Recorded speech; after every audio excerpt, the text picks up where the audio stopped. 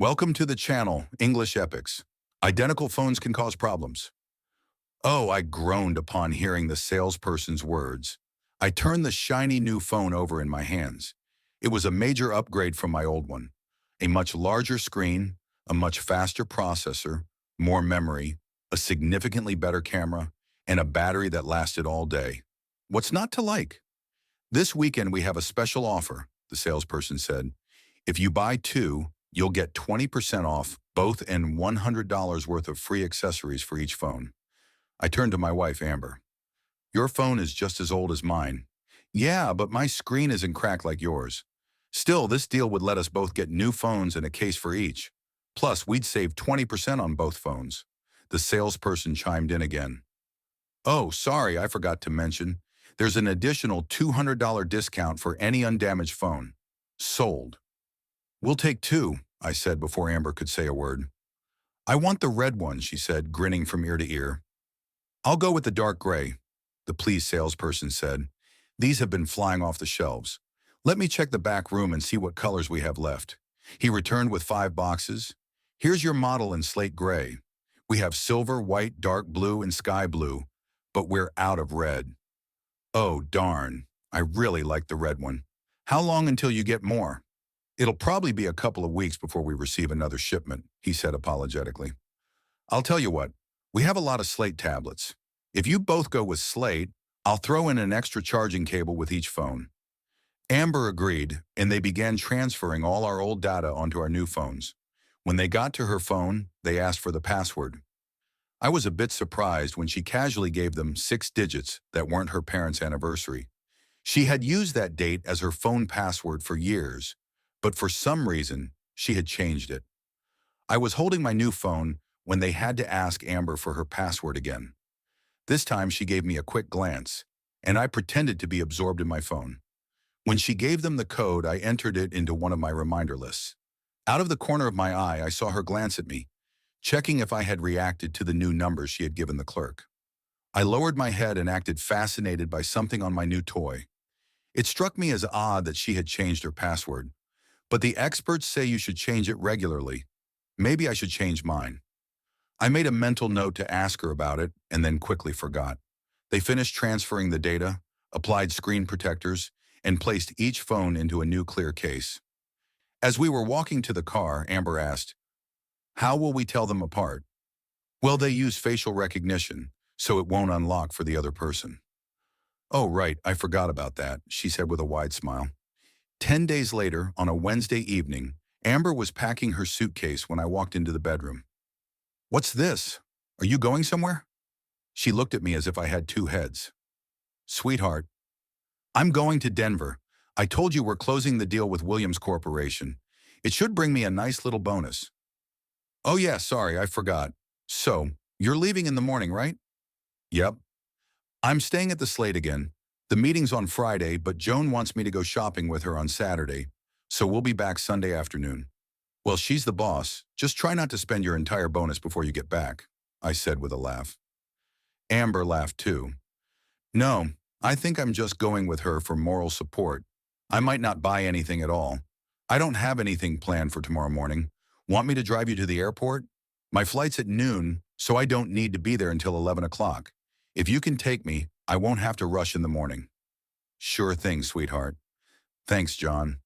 You're such a good husband," she said and kissed me. As usual before a trip, Amber initiated intimacy. She climbed on top of me, moving with confidence until we both reached our peak. Afterwards, she collapsed onto my chest, breathing heavily. "Damn, baby, that was so good. Almost makes up for the fact that you're leaving for the whole weekend. I'll be back Sunday afternoon, so get ready for round 2 Sunday night." I hugged her tightly. "Count on it." On Thursday morning, I woke up to find Amber taking care of my morning needs in a very affectionate way.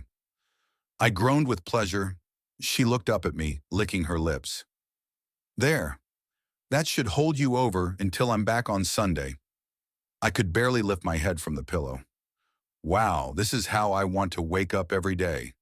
"In your dreams, Buster. Now go make us some coffee while I hop in the shower." I gave her a playful slap on the backside as she turned to get out of bed. Amber squealed and giggled before dashing into the bathroom. I pulled myself out of bed, threw on my robe, and headed for the kitchen.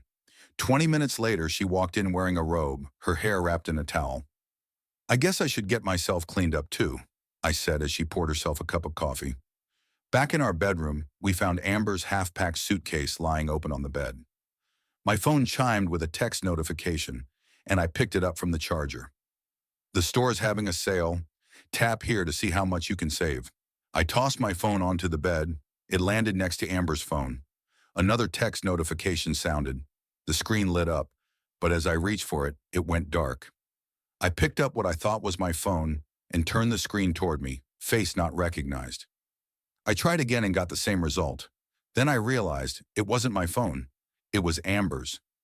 I was about to toss her phone back on the bed when her new passcode suddenly came to mind. As an accountant, I'm used to memorizing numbers, so maybe that's why the digits resurfaced. The screen switched to the number pad, and I typed in the code. The latest message was from Brad. Hey girl, everything's ready here. I'm guessing you're about to board your flight. I think the meetings will wrap up quickly. I'll be there when you check in at the Slate. I can't wait to see you. What the hell? I remembered Amber mentioning that Brad Davidson from their Denver office was helping her and Joan coordinate with the Williams Corporation team. She had told me that Brad used to work under Joan before being transferred to Denver 5 years ago. At the time, I thought it was just casual conversation and didn't give it much thought. 5 years ago, Amber and I had just gotten engaged. We got married a year later. She must have worked with Brad when he still lived here. I wondered how well she had known him. Were they friends? Maybe lovers? Were they planning to rekindle an old romance? Had they already? She'd been to Denver twice in the last 2 months. Had she slept with her old flame? I scrolled through their previous messages. Brad's texts were fairly flirty. Amber seemed amused by his flirting, but she didn't flirt back. At this point, some guys would switch into detective mode and come up with elaborate plans to catch her in the act. I'm not one of those guys. I don't own spy gear, I don't know any private investigators, and I had no intention of following her to Denver. I walked straight to the kitchen. Amber, I thought I got a message, but when I picked up the phone, it was yours. I held it out to her. Brad seems pretty eager to see you. Care to explain what's going on? Why were you reading my messages? She snatched the phone from my hand and opened Brad's message. While she read, I asked, if you're spending Saturday with Joan, why is Brad making plans with you? Amber let out a deep sigh and seemed to sink into the chair. She looked at the clock on the wall, then back at me. I'm going to spend the whole day shopping with Joan, but I agreed to a late dinner with Brad. I know how it sounds, but it's just dinner, nothing more. Is Joan invited to this late dinner? She lowered her head. No, it's just Brad and me. I see. So, you're having a late dinner alone with Brad, the same Brad you knew when he worked here in your office. He's not your boyfriend by any chance, is he? We dated for a while, but that was before you and I got together. He's been texting me about old times and invited me to meet him for dinner late Saturday night. Think about it, Amber. You changed your password because you were afraid I might check your phone. You extended your hotel stay for an extra night to have a romantic late dinner with your ex-boyfriend. You didn't mention any of this to your husband and passed off the extra day as just a shopping trip with your boss. This is your third trip to Denver. Have there been any other secret meetings with Brad? Her face suddenly showed horror. Oh God, when you put it that way, it really does sound terrible. There were no secret meetings. I swear, I haven't cheated on you. Lying by omission and scheduling a late-night date with an old boyfriend, that is cheating. Maybe you didn't sleep with him yet, but it sure looks like that could happen on Saturday. So tell me the truth. Did you sleep with this guy? Number. Well, almost, but that was many years ago. I haven't been with anyone but you since we got engaged. Well, it sure sounds like good old Brad thinks he's got a shot at you this Saturday. No, honey, we're just friends. I don't want to be with anyone but you. Look, now I get it. I understand why it might seem like Brad had other intentions. I was stupid not to see that. I'll cancel the dinner and just stay at the hotel. I'm sorry I didn't tell you. She picked up her phone and sent Brad a message, then handed it to me. After thinking it over, I've decided I'm not comfortable having dinner with you Saturday night. I'm just going to hang out with Joan. I'm sure you understand. John, I'm so sorry. I like Brad, he's funny, and I guess all the attention was flattering, and I didn't see any danger in what I was doing. I didn't want you to see his messages because they were a little flirty, and I was afraid you'd take them seriously. I truly didn't plan to sleep with Brad. I hadn't even thought about it. But I'll admit it's entirely possible that he was planning on it. Please forgive me. I love you and only you. I looked into her eyes and saw no trace of deception. I held her as she cried. I believe what you're saying, but I'm absolutely certain Brad was hoping to get lucky Saturday night. Amber, you're an attractive woman, and guys are always going to flirt with you. A smart spouse has to know how to avoid situations that can get out of hand. Maybe in your mind your plans were innocent, but it damaged my trust. I know I see that now. I just thought about how I'd feel if the roles were reversed. I would have been so angry with you. Honey, I'm so sorry. I can't believe I didn't realize how foolish it was. I should have told you from the start. Maybe all this hurt could have been avoided. I stroked her hair and hugged her tightly. We better get moving. Joan's going to be upset if you miss your flight. On Saturday night at 8 p.m., my phone rang with a video call request from Amber. Hi, honey. Did you miss me? I chuckled. It was the 6th time she'd called me that weekend. Yeah, I miss you. Did you buy out the entire store? No, but Joan almost did, and she talked me into buying a couple of things. I'm hoping you'll let me model them for you. Wait, what? Right now? You mean like a fashion show? Yes. All right, let's see your new outfits. She walked around the room talking as she pulled out her purchases. I told Joan about our argument, and she agreed with you. She said I was being foolish to accept that dinner with Brad. When we wrapped up work on Friday, Brad asked if he could talk to me. He seemed a bit nervous about Thursday's message and did his best to explain that his intentions were innocent. Just two friends having dinner and reminiscing, he said. I think he knew I'd tell Joan, and that worried him. I doubt I'll hear from him again. That's good. Now let's see what you bought. Amber did a playful little striptease, then slipped on a form-fitting bra. Damn, you're not allowed to wear that unless I'm holding your hand. She giggled. I knew you'd like it, she said, turning around to reveal a very low neckline on her back that reached almost to her ass. Come to think of it, you probably shouldn't wear that outside the house. She laughed, pulled it off, and stood in front of the camera in her black thong, letting me admire her gorgeous figure. Then she turned, bent over, and slowly slid the thong down her toned legs, exposing her heart-shaped ass. No surprise, I was instantly aroused. Oh my God, baby, you're killing me. She turned her head, glanced back at the camera over her shoulder, and smiled, giving her hips a teasing sway. Don't worry, tomorrow, everything will go exactly the way you want. She slid a pair of dark purple thong bottoms up her legs and stood. I groaned as she bent forward to tie the front, then turned around and fastened the straps behind her neck. Joan talked me into buying this. It's pretty revealing, and meant for your eyes only. I'm really glad we put up that privacy fence around the pool.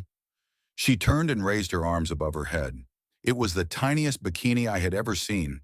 The small fabric triangles barely covered anything, and her clearly excited state made that even more obvious.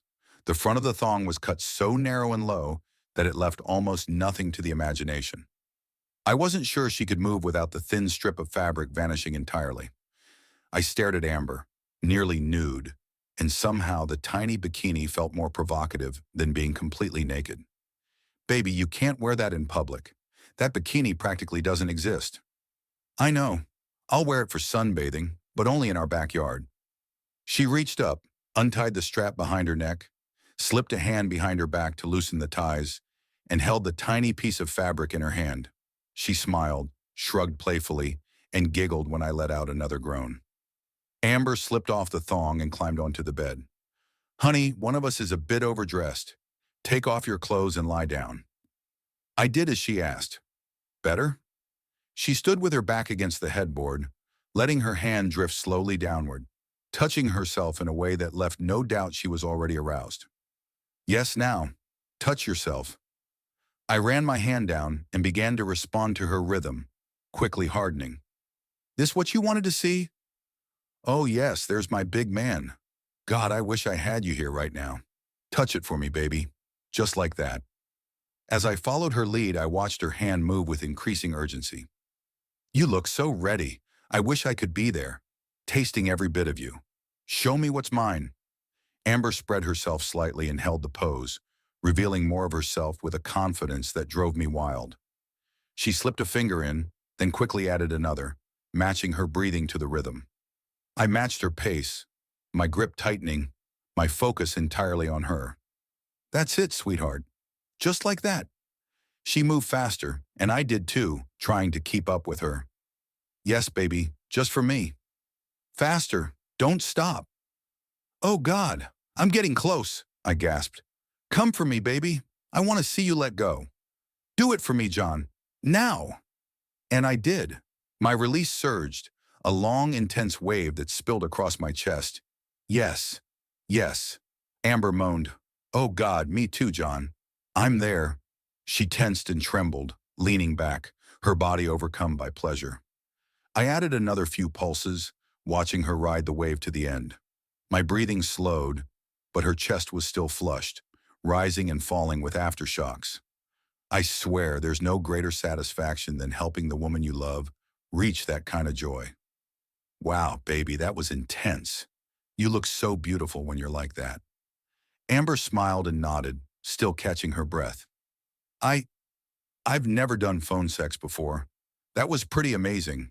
Not as good as being with you in person, but still, amazing. I'm completely wiped out, and it's only 9:30. I smiled. Yeah, me too.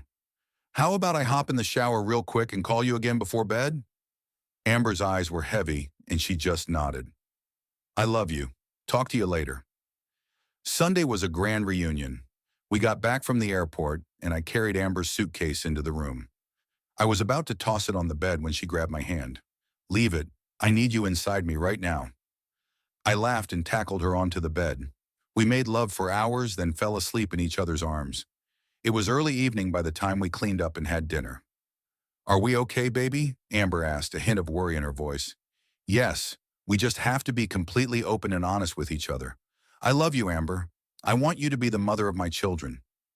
Tears streamed down her cheeks. Children? Oh God, John. I can't tell you how happy that makes me. Can we start tomorrow? I laughed and pulled her into my arms. On Monday afternoon, I was sitting in my office. Amber had just called, sounding incredibly excited. She told me she had spoken with her gynecologist. She said she wanted to get pregnant, and the doctor had suggested a preliminary checkup. Then she gave me the date. Mark it on your calendar. I want you there with me. Oh, John, I'm so excited. I am too, sweetheart. I think you're going to be an amazing mom. After hanging up, my thoughts drifted back to the phone store and that moment when the salesman explained they were out of red phones. Just think, if the red phone had been available, I wouldn't have picked up Amber's phone that fateful morning, and I never would have seen Brad's message, the message that nearly ended our marriage. Would he have convinced Amber to sleep with him that weekend?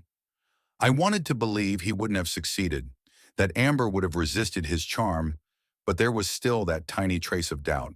I tried to push it away. Trust means giving your heart to someone and believing they won't betray your love. I wanted to trust Amber. 3 years have passed, and we now have 2 children.